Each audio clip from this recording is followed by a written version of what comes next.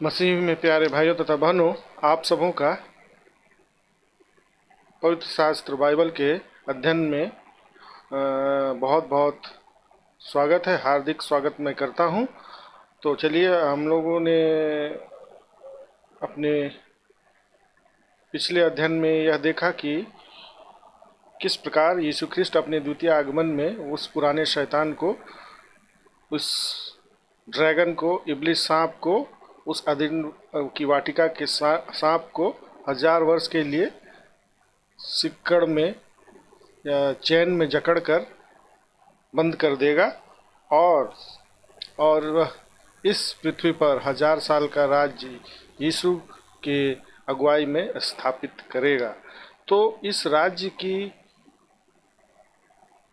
चर्चा तो शुरू से की गई थी। अब जब यीशु ख्रिस्ट इस पृथ्वी पर अपने प्रथम आगमन में आए थे तो उसने इसी राज्य का प्रचार सिर्फ यहूदियों के लिए किया था कि मन फिराओ, क्योंकि परमेश्वर का राज, स्वर्ग का राज निकट है। परंतु वे लोग इस यीशु ख्रिस्ट की बातों पर यकीन नहीं किए और अपने मन की कठोरता में बने रहे।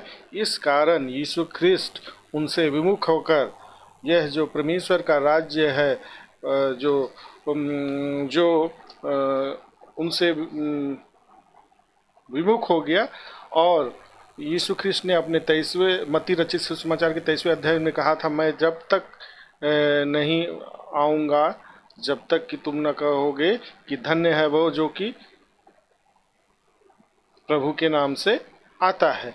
और हम लोग देखेंगे कि ट्रिबुलेशन पीरियड में जब उनकी शक्तियाँ, दानियल नबी की पुस्तक उसके 12वें अध्याय के हिसाब से, दानियल नबी की पुस्तक उसके 12वें अध्याय के हिसाब से जब उनकी शक्ति खत्म हो जाएगी, अपनी खुद की शक्ति खत्म हो जाएगी, तब वे इस अपने यहोवा को, अपने परमेश्वर को याद करेंगे। हम लोग देखेंगे दानियल नबी की पुस्तक उसके 12वें अध्याय के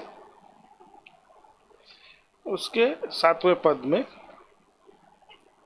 तब जो पुरुष सन का वस्त्र पहने हुए नदी के जल के ऊपर था, उसने मेरे सुनते दाहिना और बायां अपने दोनों हाथ स्वर्ग की ओर उठाकर सदा जीवित रहने वाले की शपथ खाकर कहा, यह दशा 3.5 साल काल तक ही रहेगी, और जब पवित्र प्रजा की शक्ति टूटते टूटते समाप्त हो जाएगी तब ये बातें पूरी होगी। तो हम लोग देखेंगे कि जब उनकी शक्ति खत्म हो जाएगी तो यहूदियों की, उनकी पवित्र प्रजा यहूदियों की शक्ति खत्म हो जाएगी, तो वे परमेश्वर को पुकारेंगे।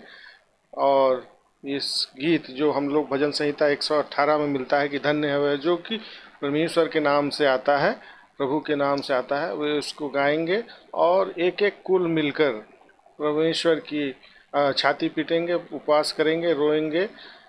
तब यीशु ख्रिस्ट अपने वचन के अनुसार दोबारा आगमन करेगा और एंटीक्राइस्ट की सारी सेनाओं का नाश अपनी मुंह के फूंक के साथ, हवा के फूंक के साथ सत्यानाश करेगा, जिसकी चर्चा हम लोग देख चुके हैं।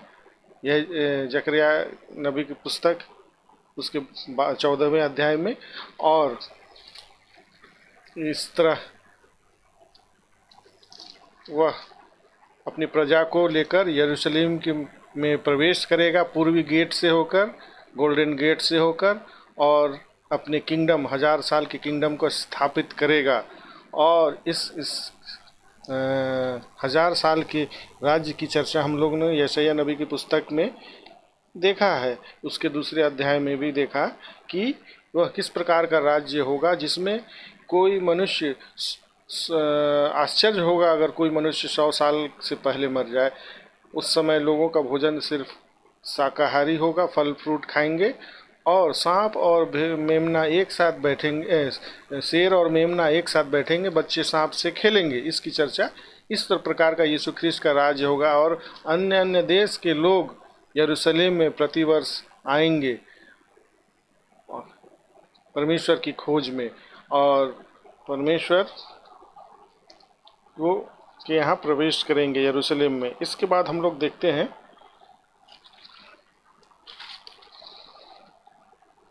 जब 1000 साल का पूर जाएगा, राज्य खत्म हो जाएगा, तब वह शैतान को पुनः कैद से आज़ाद करेगा परमेश्वर, और वह पुनः लोगों को भड़काकर परमेश्वर के विरुद्ध लड़ाई के लिए इकट्ठा करेगा।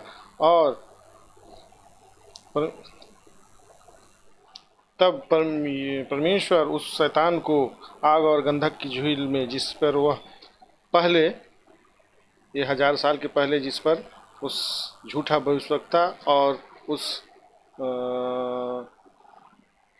एंटी क्राइस्ट को डाल दिया, उसी पे वह डाल दिया जाएगा। और इसके बाद 1000 साल के बाद ग्रेट वाइट थ्रोन जजमेंट, यानी बड़ा श्वेत सिंहासन का जजमेंट होगा। यह अंतिम न्याय होगा और उसमें परमेश्वर सारे अपना अंतिम न्याय करेगा, जिसमें पृथ्वी के नीचे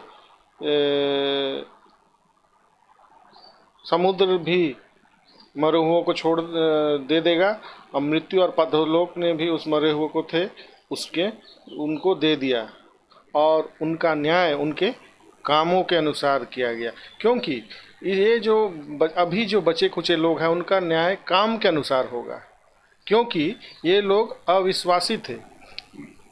आरंभ काल से, जब आदम पैदा हुए तो उससे बाद से जितने अविश्वासी हुए उन सबों का न्याय परमेश्वर के वचन के अनुसार उनके कामों से होगा, क्योंकि उन्होंने तो यीशु ख्रिस्त पर विश्वास नहीं किया। और सारे विश्वासी लोग तो हम लोग देखते हैं कि रैप्चर में उठा लिए जाते हैं, मृतक और जो भी जीवित, परंतु ये सारे लोग जो अविश्वासी थे, ना तो वे लोग रैप्चर में उठा लिए जाते हैं, परंतु अधोलोक में ही पड़े रहते हैं, समुद्र के नीचे पड़े रहते हैं। और उन सबों का न्याय इस ग्रेट वाइट थ्रोन यानी सफ़ेद सिंहासन के रूप में, अंतिम न्याय के रूप में उनके कामों के अनुसार होगा। और हम लोग जानते हैं कि मनुष्य अपने कामों के हिसाब से धर्मी नहीं हो सकता है, इसलिए वचन कहती है कि कोई भी मनुष्य धर्मी नहीं। इसलिए इन सारे लोगों का स्थान वही आग और गंधक की झील होगा। और इसके बाद हम लोग देखते हैं कि नया आकाश और नई पृथ्वी। इसके बाद देखते हैं कि पुराना पृथ्वी, पहला आकाश और पहली पृथ्वी जाती रही, सरक जाती। इसी के बारे में यशायाह 54:10 में कहता है, स्वर्ग और पृथ्वी टल जाएगी पर मेरी दया की वाचा तेरे पास से न सरकेगी, प्रभु तेरा दया कहने वाला कहता है। इसी बात को इंगित करते हुए, उस बात को हम लोग पूर्ण होते हुए देखते हैं कि पृथ्वी और आकाश टल जाती है और नया पृथ्वी और नई आकाश की संरचना होती है। और नया यरूशलेम, पवित्र यरूशलेम स्वर्ग से परमेश्वर के पास से उतरते हुए देखा, उस दुल्हन के समान थी जो अपने पति के लिए श्रृंगार किए गए हैं। और देखो, परमेश्वर का डेरा मनुष्यों के बीच में है, उनके साथ डेरा करेगा और वे लोग होंगे, और परमेश्वर आप उनके साथ रहेगा, उनका परमेश्वर होगा। वह उनकी आंखों से सब आंसू पोंछ डालेगा। उसके बाद मृत्यु न रहेगी, न शोक, न विलाप, न पीड़ा होगी, पहले बातें जाती रही। प्रकाशित वाक्य 21वें अध्याय में। इसके बाद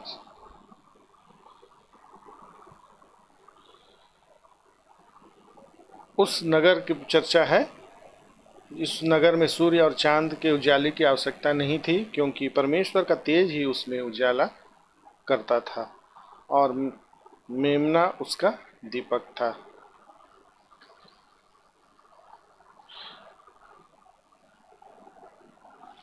तो ये एक अनंत काल का जीवन होगा। तो मसीह में प्रिय भाइयों तथा बहनों, हम लोगों ने प्रकाशित वाक्य के अपने अध्ययन के इस आखिरी कड़ी में सभी चीज़ों को समाप्त होकर एक अनंत काल के जीवन के रूप में परिवर्तित होकर देखते हैं। तो निश्चित तौर पर हम मनुष्यों का लक्ष्य, या कहें हम मसीहों का लक्ष्य, तो यह अनंत काल का जीवन ही है, जिसकी चर्चा आदिकाल से भविष्यवक्ताओं द्वारा की गई थी और जिसकी प्रॉमिस परमेश्वर के द्वारा किया गया है कि जो भी उसके भेजने वाले यीशु ख्रिस्ट को अपना उद्धारकर्ता मान लेगा और परमेश्वर का इकलौता पुत्र मान लेकर अपने मुंह से अंगीकार कर स्वीकार करेगा, निश्चय ही अनंत जीवन उस मनुष्य के लिए रिजर्व है, रखा हुआ है। तो इसी विश्वास के साथ हम लोग अपना लक्ष्य को पकड़े रहें और इसी के बारे में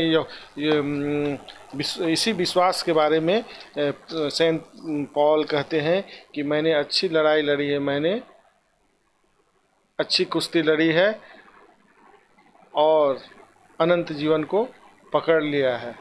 और इसीलिए वो यह कहता है कि जीवित रहना तो मेरे लिए